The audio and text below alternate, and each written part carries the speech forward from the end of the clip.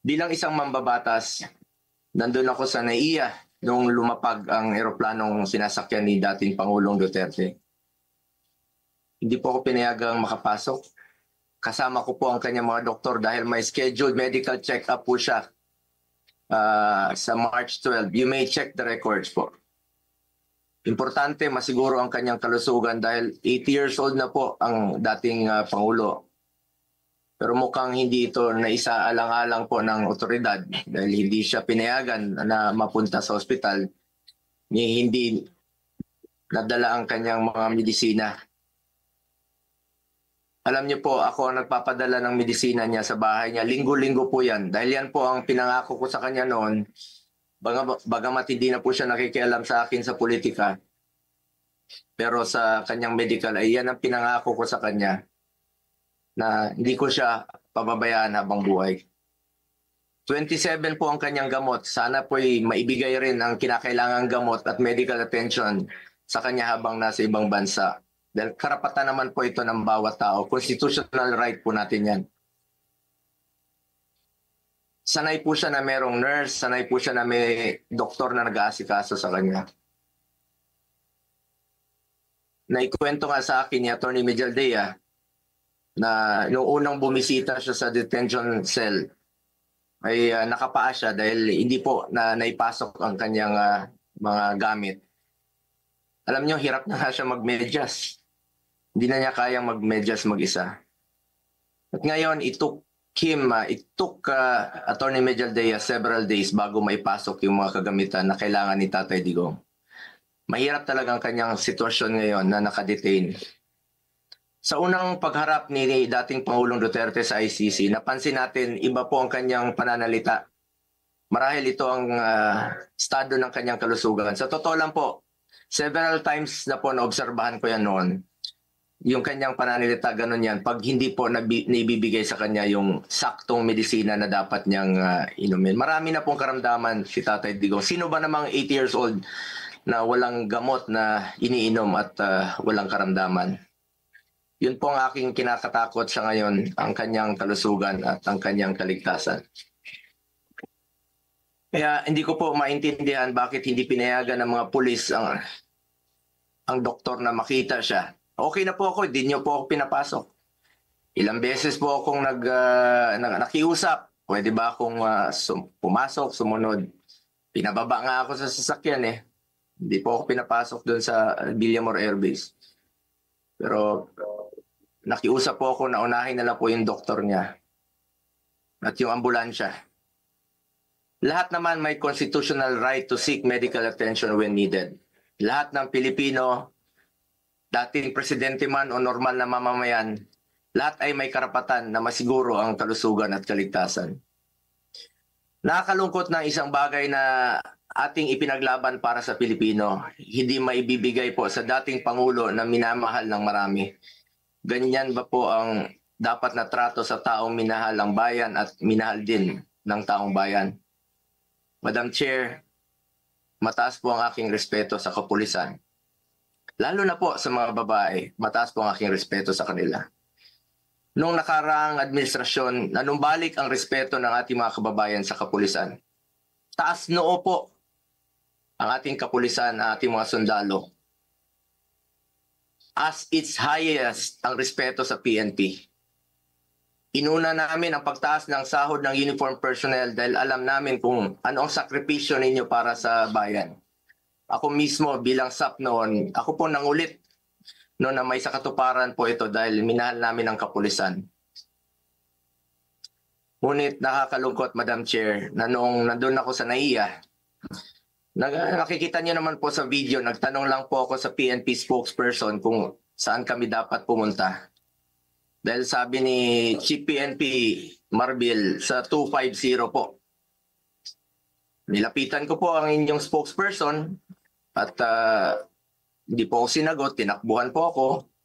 Sana naman bilang spokesperson, konting sagot lang naman po. Konting respeto, sumusunod naman po kami sa batas. Hindi naman siguro dapat ipagkait sa atin ang respeto at higit sa lahat ang katotohanan. Sa totoo lamang po, ilang beses na po nagsinungaling si now Brigadier General Jean Pardo. Sana po, ma'am, bilang spokesperson, totoo lang po ang sabihin mo, alang-alang sa bayan. Your duty is to be loyal to our flag and to our country. Minahal namin kayo ni dating Pangulong Duterte. Sana, konting respeto lamang po. Kung nagawa niyo yan sa akin, magsinungaling, mas nagagawa niyo po yan sa ibang tao. Respeto lamang sana.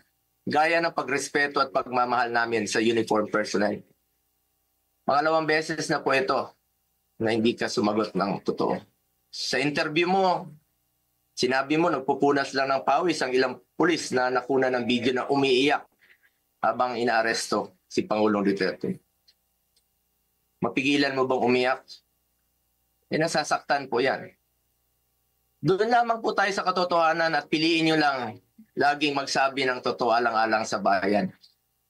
We must always entrust our loyalty to the Filipinos, to our flag, and to our country.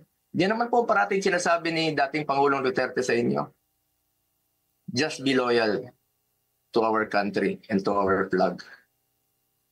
Last, gusto nating malaman kung may nalabag ba na proseso ang pamahalaan, nabigyan ba po ng due process ang Pangulo dahil kung seryoso tayo sa pagbibigay ng hustisya, unang konsiderasyon dapat ang karapatang pantao at ang pagsunod sa due process. Sa totoo lamang po, hindi na po tatakbo si Tatay Digong sa inyo. Di na niya kayang tumakas. At alam niyo po yun. Di na niya kaya kayong takbuhan. Dahil hirap na nga siya maglakad, nagsusungkod na nga lang po siya. Imbis na umunlad, bigla tayong umurong. OFWs, pinapauwi natin. Noon, ginagawa natin ang paraan. In fact, si dating Pangulong Duterte, sumusulat yan sa mga king o sa leader ng ibang bansa para makauwi. And even nagre-raise tayo ng blood money para makauwi lang yung mga kababayan natin. Pero bakit baliktad niya? Bakit isinuko po ang sarili nating lahi? Hindi ko lubusang matanggap na siya ay nililiti sa ibang bansa gayong siya ay isang Pilipino.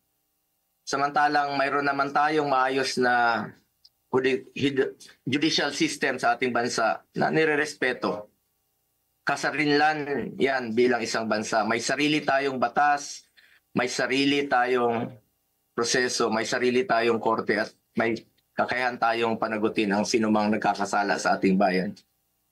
Madam Chair, this is now a matter of principle, justice, and humanity. Hindi ba't may sarili tayong sistema ng hustisya? Kapag may Pilipinong nagkasala, dapat tayo po ang husga. We must protect our citizens and we must stand as one. Dagdag pa dito, Madam Chair, mula noon hanggang ngayon, naninindigan naman po si Solicitor General Minardo Guevara na walang jurisdiction ng ICC sa ating bansa. Kung consistent po ang gobyerno sa posisyon na ito na hindi kilalanin ang jurisdiction ng International Criminal Court, bakit hinayaan po nitong ma-implement ng warrant of arrest ang Interpol mula sa isang korte na hindi naman natin kinikilala? Kung wala naman talagang jurisdiction at may warrant of arrest ang Interpol o ICC, sana binigyan muna ng pagkakataon ng gobyerno through the proper authority like judicial court na i-verify o suriin ang validity ng arrest warrant. Ang issue na ito ay hindi lamang para kay Pangulong Duterte. Ito ay mahalagang usapin sa soberanya ng Pilipinas ang nakataya dito. Alang-alang sa ating mga bayaning nagbuwis ng buhay upang makamit lang ang ating kalayaan. Alang-alang sa ating ngayon na patuloy na inaalagaan ng ating soberanya upang ang ating mga anak at mga anak ng ating mga anak ay mamumuhay ng isang bansa na malaya at nirespeto ng ibang bansa. Ang bawat Pilipino, mataas o mababa man ang katayuan sa buhay, dapat may gobyernong masasandalan na hindi siya pababayaan. Former president man o hindi, karapatan yan, lalo na po pagdating sa kanyang kalusugan, kaligtasan at buhay. Sa huli, bagamat andon si Tatay Digong na buong tapang na hinaharap ang kasong isinampa sa kanya, tulad ng kanyang paulit-ulit na ipinangako, napakasakit po sa dibdib na pagkatapos niya isakripisyo ang kanyang sarili para sa kinabukasan ng ating mga anak at ng bawat Pilipino. Ni isang Pilipino ay hindi huhusga sa kanya. Imbis na ibigay sa Pilipino ang paghusga sa mga ginawa ni dating Pangulong Duterte na paglaban sa droga at kriminalidad, sadly, hindi po ganun ang nangyari. Sabi ko nga, para sa akin, Pilipino po ang dapat humusga sa totoong sitwasyon sa bansa. Kung mas nakakalakad na po ba ang ating mga anak noong panahon niya, hindi po nasasaktan, hindi nababastos. Kayo po ang humusga. Pilipino po ang dapat humusga. Minahal tayo ni Tatay Digong. Ginawa niya po ang lahat para sa bayan. Tanda na po siya. Ayaw na nga niyang tumakbong presidente. Pero ginawa niya po ito dahil yan po ang kanyang sinumpaang tungkulin para sa mga kababayan natin Pilipino. Pero ngayon, hindi lang si Tatay Digong ang inialay at ipinamigay ng ating sariling kababayan. Misto lang inialay at ipinamigay din ito ang karapatan ng Pilipino na husgahan ang ating sariling kababayan at magdesisyon kung ano ang mas makakabuti sa ating bayan. As I said, March 11 was indeed the saddest day in our history. Sana po, hindi na po ito maulit. Marami pong nasaktan na Pilipino. Salamat po.